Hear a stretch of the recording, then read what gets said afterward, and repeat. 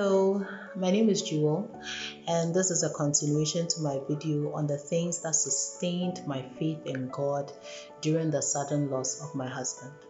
And so I'd like to encourage you, if you haven't seen that video already, kindly look it up. So the second thing that I'm grateful that I knew that sustained my faith in that dark time was that I knew that God often uses the difficult times in our lives, the dark moments of our lives, to grow and mature us in astounding ways. In fact, our capacity for growth is often at its highest when we are the most uncomfortable. You see, when you lose someone dear to you, the pain is often intense. It's intense. I'd like to encourage you to see that pain as currency. See that pain as currency.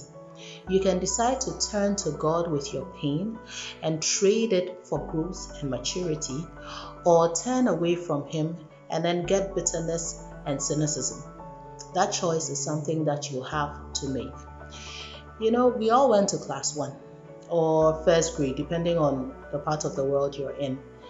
And we all sat in the same classroom with other people. We took the same lessons. We were taught by the same teachers. We did the same exercises. And then finally, we wrote the same exams. Now, at the end of the term, someone would come first, another would come second, and yet some people would come last. Why? How come all of us go through the same thing and yet at the end of it, people have different positions in the class? I believe it is often because those who come out tops often apply themselves to whatever it is that is going on in the class, striving to learn everything that they can possibly learn. They are more studious. They are the ones who will go back and ask questions, who will study, and who will just make the best of the experience in the class. I like to liken this to our experience with pain. All of us will go through painful moments at one point or the other. And yet some people are better for their painful experiences, while others are worse for it.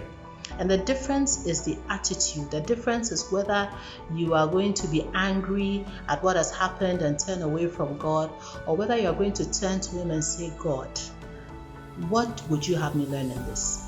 How are you going to work in this for my good, for your glory, and for the benefit of others? That decision, whether you're turning to God or turning away from God, is what is going to determine whether you are coming out better or you're coming out bitter. Determine to come out better. Determine to let this pain count for something. Determine to plunder your pain. Don't waste it. Don't waste it at all. Turn to God and be open. Allow Him to use this experience to reset your priorities, realign your perspectives, and to take stock of your life. Now, another benefit I believe that we stand to gain if we turn to God in our pain is that we learn to have a stronger faith in God. We somehow, after walking with God through a very difficult time like that, you often come away having a greater confidence in His promises of His presence and His strength and His peace, because you experience firsthand that all those promises are true. You'll understand what it means to have God's presence with you in the midst of a storm. You understand what it means when God promises that He will never leave you nor forsake you. You will find that God's promises of protection and of His presence are real. And you will better appreciate the cross. Personally, I appreciated the cross even more during my loss, because the cross is the ultimate symbol of hope and of God's ability to bring great good out of great pain. Personally, following my loss, I found out that my relationship with God deepened to another level. I understand what it means to have God walk with you through fire and flood. I am more empathetic. I found out that I'm less irritable, about certain petty hang-ups, because I realized that they are trivial in the grand scheme of things. These are trivial things. And ultimately, I have become more convinced of my faith in God.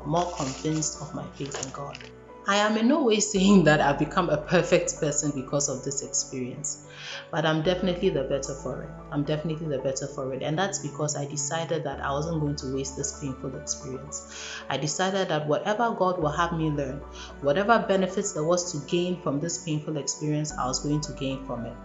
And so I want to challenge you. I want to encourage you. Turn to God. Determine to plunder your pain. Determine that this difficult thing that you are going through is going to count for something. I'll share the final points with you in another video. In the meantime, God bless you, God keep you, God strengthen you, and may He teach us what it means to grieve with hope. Thank you.